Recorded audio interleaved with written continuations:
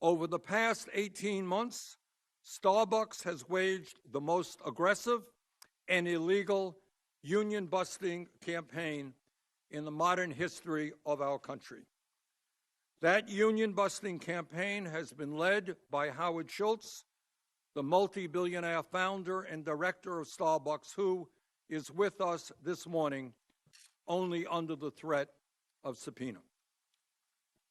And judges have found that Starbucks broke the law 130 times across 6 states since workers began organizing in the fall of 2021. These violations include the illegal firing of more than a dozen Starbucks workers for the crime of exercising their right to form a union and to collectively bargain for better wages, benefits, and working conditions. Good morning, Chairman Sanders, Ranking Member Cassidy, and Senators of the committee. I'm pleased to be here this morning and tell the entrepreneurial story of Starbucks and how we have carried the American flag to 84 countries around the world. My vision for Starbucks Coffee Company has always been steeped in humanity, respect, and shared success. It's a vision that was inspired by the struggles of my father, a World War II veteran who slipped on a sheet of ice in 1960 and was promptly fired from his job as a delivery driver. It fractured our family, and it deeply scarred me. I decided at an early age that if I was ever in a position to run a business, it would be based on respect and shared success.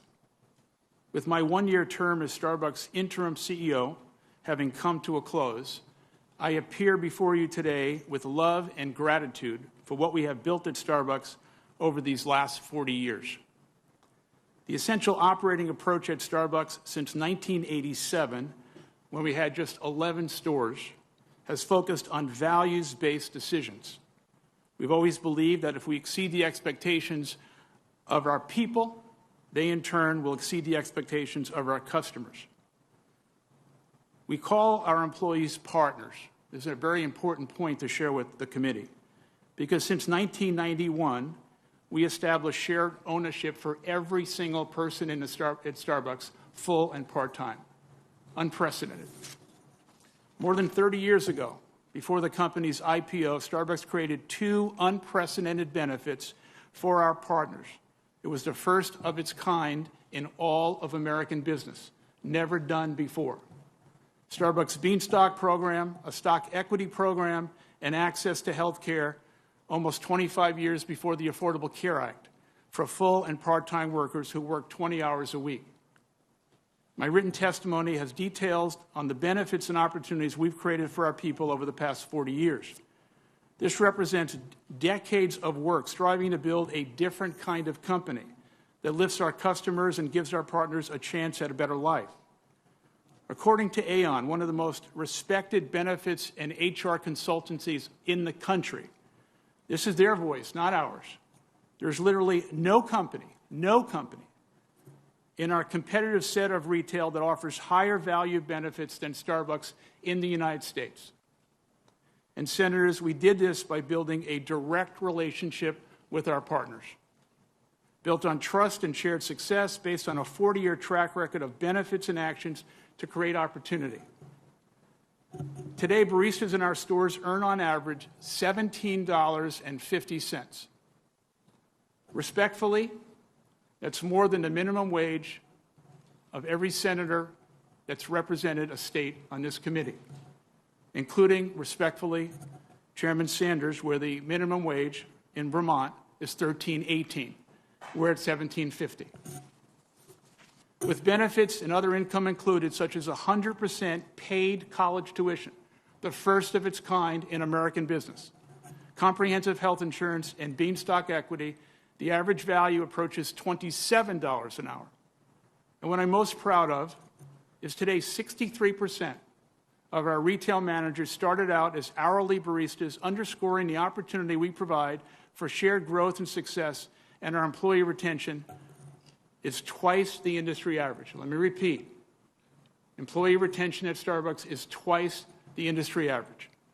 And throughout our history, we have addressed the issues most critical and most important to our people, including pay equity, paid sick leave, fully paid parental leave, support of our partner networks, financial literacy, sustainability, hiring military veterans and their spouses, over 30,000 to date, partnering on food security, and offering industry-leading mental health support. The vision and track record and ongoing pathway for employees has led our industry. A small number of our partners, about 1%, have chosen a different approach, as is their right under law. And while we care deeply about each and every one of our partners, we are limited by law in what we can unilaterally do in union environments. We are 100% committed to fulfilling our obligations as an employer under the National Labor Relations Act and are committed to good faith negotiations on first contracts for each unionized store. A year ago, I came back to Starbucks as interim CEO and concluded that assignment last week. While not a one-year fix, we are back on the right path and have demonstrated that by $1.4 billion of employee-facing investments that we made this year. Every day, we wake up thinking about how we can put our people first, put them in a position to win, and do everything we can to demonstrate the conscience, the heart, and the values of Starbucks Coffee Company. That has been the Starbucks way for the last 40 years, since 1987 when we had 11 stores and 100 employees. With that, I welcome your questions. Mr. Schultz, thank you very much. My time is limited, as is the time of all of our members here. So I'm going to be asking you to respond to each question as briefly as you can, hopefully with a yes or a no. Do you understand that in America, workers have a fundamental right to join a union and collectively bargain to improve wages, benefits, and working conditions? Do you understand that? I understand, and we respect the right of every partner who wears a green apron, whether they choose to join a union or not. Are you aware that NLRB judges have ruled that Starbucks violated federal labor law over 100 times during the past 18 months, far more than any other corporation in America? Sir, Starbucks Coffee Company unequivocally, and let me set the tone for this very early on, has not broken the law. Okay. Are you aware that on March 1st, 2023, an administrative law judge found Starbucks guilty of, quote, egregious and widespread misconduct, end quote, widespread coercive behavior, and showed, quote, a general disregard for the employees' fundamental rights, end quote, in a union organizing campaign that started in Buffalo, New York in 2021. Are you aware of that? I'm aware that those are allegations, and Congress has created a process that we are following, and we're confident that those allegations will be proven false. All right. Mr. Schultz, before answering the following questions, let me remind you that federal law at 18 U.S. Code Section 1001 prohibits knowingly and willfully making any fraudulent statement. I understand that. Were you ever informed of or involved in a decision to fire a worker who was part of a union organizing drive? I was not. Were you ever informed of or involved in a decision to discipline a worker in any way who was part of a union organizing drive? I was not. Have you ever threatened, coerced, or intimidated a worker for supporting a union? I've had conversations that could have been interpreted in a different way than I intended. That's up to the person who received the information that I spoke to him about. Were you informed of or involved in the decision to withhold benefits from Starbucks workers in unionized stores, including higher pay and faster sick time accrual? My understanding, when we created the benefits in May, 1 month after I returned as CEO, my understanding was under the law, we did not have the unilateral right to provide those benefits to employees who were interested in joining a union. Am I hearing you say that you were involved in the decision to withhold benefits from Starbucks workers in unionized stores? Is that what I'm hearing? It was my understanding that we could not provide those benefits under the law.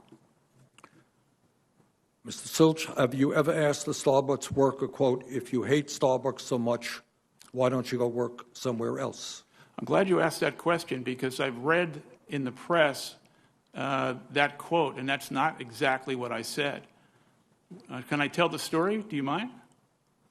I have some other questions. I'm sorry. There are a lot of people. I think it's important to hear the facts. All right, you'll have your chance. Will you commit to testifying in any trial where you personally are accused of breaking federal labor law, something that you have been accused of doing nearly 100 times since 2021?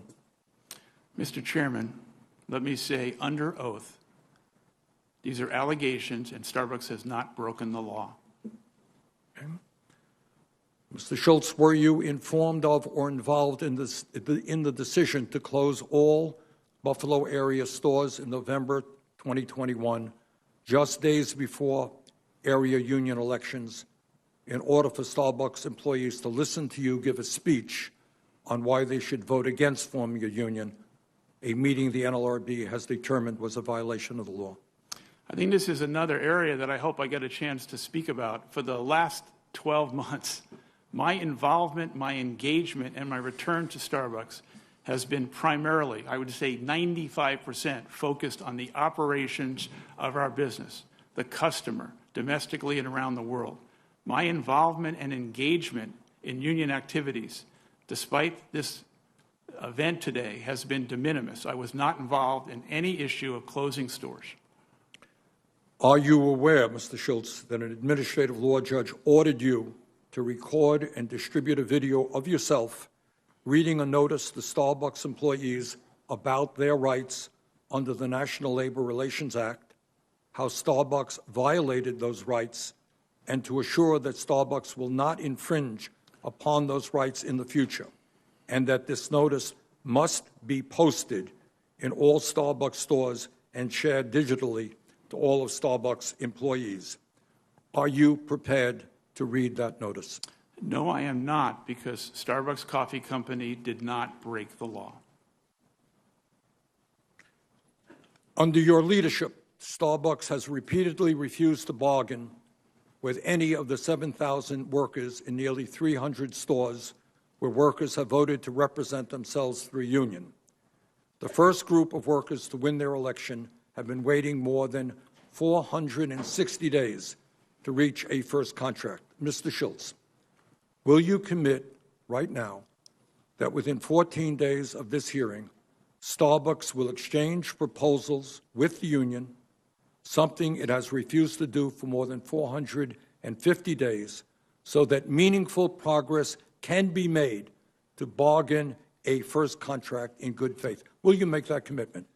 Because the arrangement that was made by the union and the NLRB in Buffalo to negotiate one single store at a time, we have met over 85 times for a single store. We've tried to arrange over 350 separate meetings.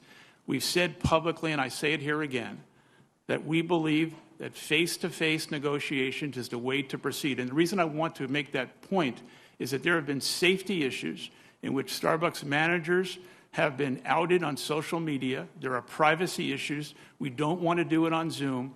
We are prepared to meet face-to-face on a single store issue. Will you make a promise to this committee that you will exchange proposals with the union so that we can begin to make meaningful progress? On a single store basis, we will continue to negotiate in good faith. That's what we'll do. 3 minutes over.